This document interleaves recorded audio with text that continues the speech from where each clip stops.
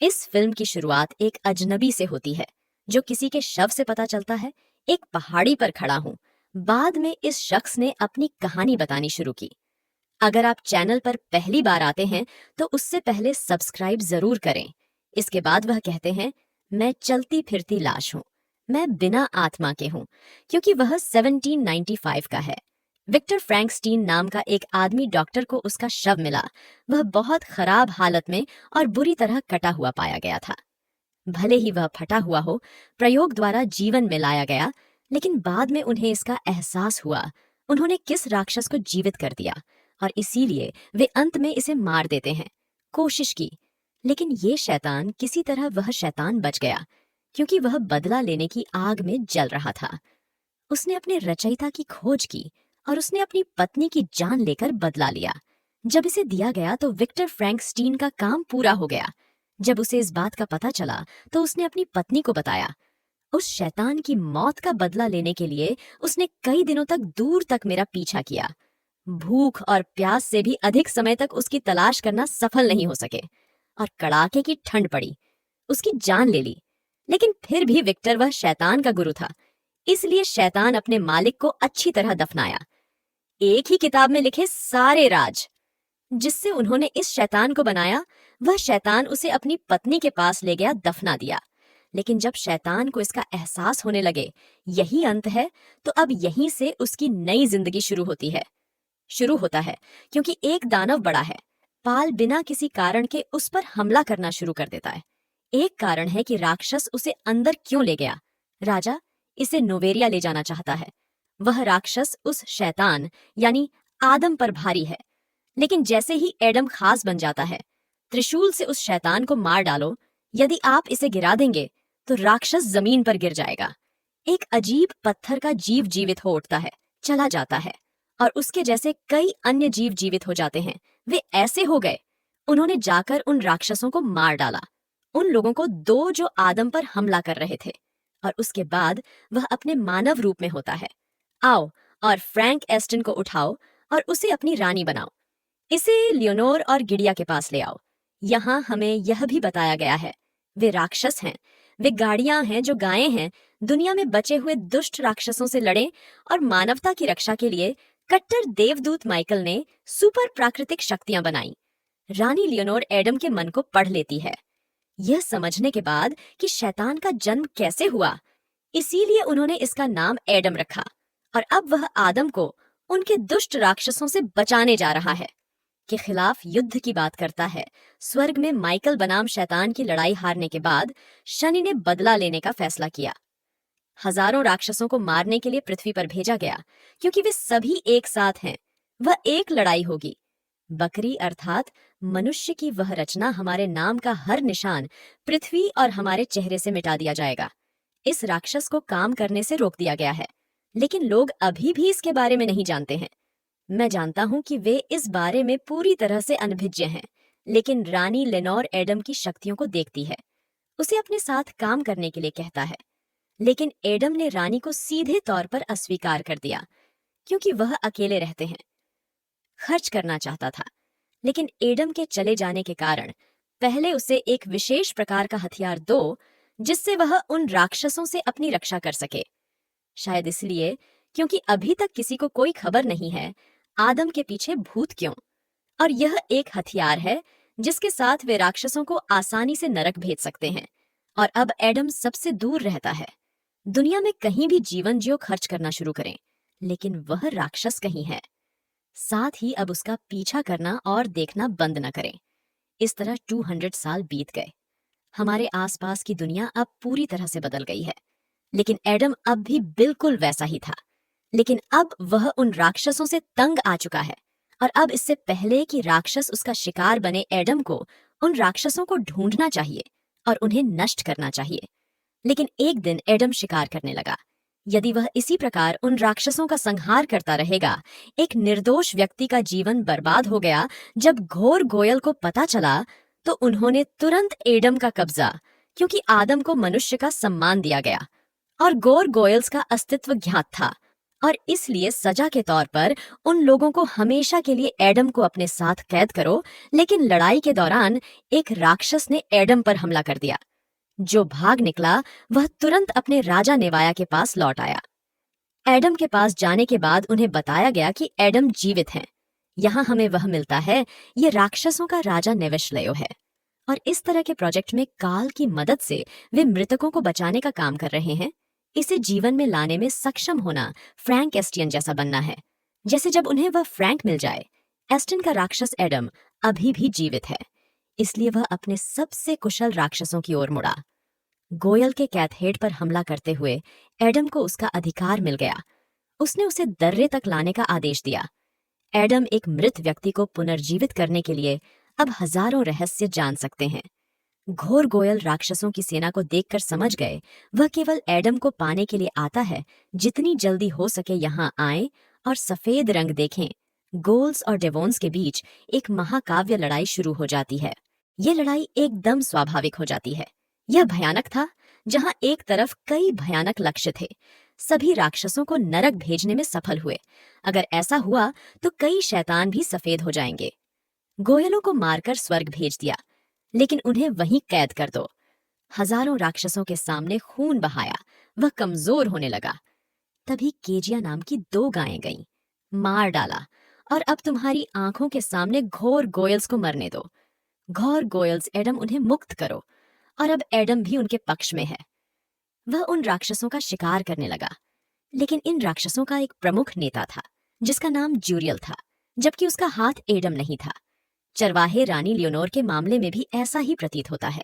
उस पर अधिकार कर लिया और उसे नष्ट कर दिया। जब एडम को पता चलता है तो वह इसे ले लेता है और लियोनोर, लेकिन उन्हें बचाने के लिए उनके पीछे भाग रहा हूं। लेकिन दूसरी कमान गिडिया को एडम नहीं मिला। लेकिन अपनी रानी को बचाने के लिए फ्रैंक स्टीन जर्नल, जो मर चुका है, उस पुस्तक में जीवित रहने की रणनीति लिखी हुई है। किताब के बदले में दुश्मन के साथ सौदा करने का फैसला करें, वे वही करते हैं जो उन्हें आदम से मिला है। जिस रात उन्होंने एडम को बचाया, अब वह गिदोन को अपने पास रखता है। उस किताब के साथ राक्षस से छुटकारा पाने में सफल हुए, परंतु आदम ने अपने रचयिता की वह पुस्तक अपने पास रखी। राक्षसों को पत्रिका में प्रवेश न करने दें। और अब उस राक्षस जनरल के सामने जूरियल किताब लेकर भाग गया। यहाँ आदम और राक्षसों के बीच मामला सामने आता है और युद्ध शुरू होता है। लेकिन फिर भी आखिरकार जूरियल भाग जाता है और उसका पीछा करता है। जब एडम ने हमें गुप्त रूप से जाना, यहाँ आने के बाद अगर वह लैब के अंदर जाएंगे, एडम को एहसास हुआ कि उनकी योजना विफल हो गई है। आत्माएं नरक में कैद हैं। ये जागीरदार सभी को जीवित वापस लाते हैं। आसुरी कारणों से तैयारी आत्मा इस प्रकार शरीर में प्रवेश कर सकती है जिसमें कोई आत्मा नहीं है। और एक बार इन जागीरदारों के बीच जब प्रेत आत्मा इसमें प्रवेश करती है, यह किताब एडम के निर्माता फ्रैंक एस्टियन की है। इससे वह एडम जैसी सेना तैयार कर सकता है। लेंस जूरियल ने वह पुस्तक अपने कमांडर को दी। सेनापति ने वह पुस्तक उसे दे दी। वह किताब वैज्ञानिक को दे दो। अपने लक्ष्य को समझें और सफल हों, क्योंकि यह वैज्ञानिक पूर्णतया अज्ञानी है। वे किसके लिए काम कर रहे हैं?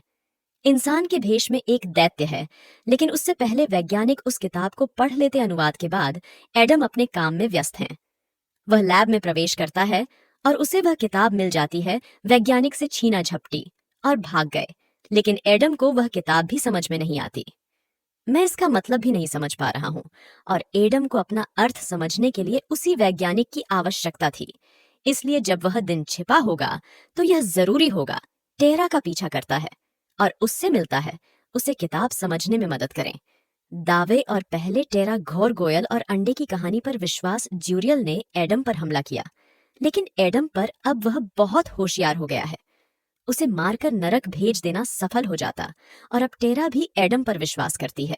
वह आया, इसलिए उसने उसे किताब दी। उन्होंने एडम को इस पुस्तक का अनुवाद करना शुरू किया। यह इसे अच्छी तरह से समझाता है। इसके बाद एडम आता है, तुरंत घोर जाइल्स के पास गए और नेवेशाला में चेतावनी देता है और किताबें भी देता है। उन शर्तों पर लौटने का वादा करें, वे उसे और टेरा को कहीं सुरक्षित स्थान पर रखेंगे। इसलिए लियोनोर एडम से टेरा को कैथेड्रल, उनसे इसे लाने के लिए कहता है ताकि वह उन्हें एक दे सके। वहां जाओ, जहां वह राक्षस पहुंच सकता है, एडम के यहाँ से चले जाने के बाद मैं ऐसा नहीं कर सका। बाद में हमें पता चला कि यह लियोनोर में से एक है। कहानी तो ये है कि उसकी वजह से वो भी गद्दार है। उस पत्रिका के साथ एडम और टेरा की योजना बनाए। अब उन्हें कार्यभार संभालना होगा। आदम मानव जाति से अधिक जीवित रहा, वह और जोखिम नहीं उठा सकता। एडम का हाथ उसके बहादुर आदमी गिदोन को जीवन की कीमत पर पुस्तक प्राप्त करने का आदेश दें, जिसके बाद अब गिडिया और एडम लेकिन गौर के बीच झमकर लड़ाई हो रही है। गोयल बहुत ताकतवर थे, इसलिए एडम लेकिन उनके सामने कमजोर दिख रहे हैं। एडम इतना चतुर था कि अंत में वह मूर्ख निकला। उसे मार डालो और स्वर्ग ले जाओ। सफलता और लियोनोर का धोखा। बाद में उन्हें इसकी जानकारी हुई। सबसे पहले किताब खुद को नष्ट करती है, ताकि फ्रैंक एस्टन की खोज एक रहस्य बन गई है। लेकिन उसी नेवा ने हमारे टेरा का अपहरण कर लिया। ऐसा इसलिए किया गया क्योंकि वह समझ गया था टेरा एडम के लिए भी काम कर रही है। उन्होंने उस पुस्तक का अनुवाद भी किया, इसलिए वह अपनी पार्टनर टेरा के सामने थे। वह उसका गला दबाकर हत्या करने के लिए आगे बढ़ा। टेरा से मेरे बारे में सब कुछ बताने को कहता है, अन्यथा यह टेस्ट बहुत महत्वपूर्ण है। अब मैं बलपूर्वक इसके प्राण ले लूंगा। टेरा को अब उसकी बात माननी होगी। नेवस 200 साल का हो गया। टेरा अपना सपना पूरा करने में सफल हो जाती है और अब धीरे धीरे वो सभी आत्माएं जीवित हो रही हैं। वह राक्षसों का विनाश करने के लिए वहां आने लगा। पहले एडम के लिए जो उसके पीछे था, नौसेना ने एस की लैब के पास गोल प्लांट किया। आता है जो लियोनोर को समझाता है, यही नेवेशाला में मैं उन्हें अपने साथ यहाँ ले आया। नेवेशाला में चारों तरफ से घेर लिया और अब सबसे पहले उस खतरनाक राक्षस को मार डालो। अब अच्छे और बुरे के बीच एक खतरनाक रेखा है। लड़ाई अब एक तरफ एडम टेरा के साथ शुरू होती है, यदि वह दुनिया को विनाश से बचाने के लिए आगे बढ़ता है। दूसरी ओर लियोनोर नेवेस्ले, हमारी नौसेना की मृत सेना यहीं बढ़ती है, क्योंकि मैं इससे पूरी तरह आश्चर्यचकित हूं। लाखों की वह मृत सेना नर्क है। रास्ते के किनारे हजारों मरे हुए लड़के, आत्मा उनके घोर गोयल्स पर कब्जा करना शुरू कर देती है। यह भी समझें कि यह कब्जा पूर्ण है। ऐसा होने से पहले उन्हें इसे रोकना होगा, तो सभी ग्वाले इकट्ठे हो जाते हैं और एक एक करके हत्या करते हैं, जिसे सभी ने नष्ट करना शुरू कर दिया। कई साड़ियों में तो जान आ गई है, लेकिन समय से पहले खत्म हो जाता है। जाओ। और एडम दूसरी तरफ, और नवरिया एस में एक खतरनाक लड़ाई शुरू होती है। यहाँ उन राक्षसों का राजा एडम जाता है, इसलिए वह सामने नहीं टिक पाते। राजा एडम के शरीर में वह राक्षस आत्मा को वश में करने का मंत्र, जिसके कारण एडम ने अब पढ़ना शुरू कर दिया, धीरे धीरे एक भयानक राक्षस में तब्दील हो रहा है, ऐसा लगता है। लेकिन अंत में नवरिया के साथ एडम अपने उद्देश्य को प्राप्त करने में विफल रहता है। उसकी आत्मा विकसित हो गई है, क्योंकि राक्षसी आत्माएं उसे रोक नहीं सकती, क्योंकि भूतों का अस्तित्व बिना आत्माओं के होता है, केवल शरीर पर ही कब्जा किया जा सकता है। और अब एडम जब उसे मौका मिलता है तो वह ऐसा करता है। वह राजा को भी मार डालता है और उसे नरक भेज देता है। भेजता हूं, और जैसे ही ऐसा होता है मैं आपको भेज देता हूं।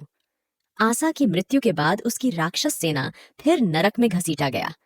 निवेशाला में वह फट जाता है और विलीन होने लगता है, जिसमें वह आदम और 13 भी गिरेंगे और मर जाएंगे।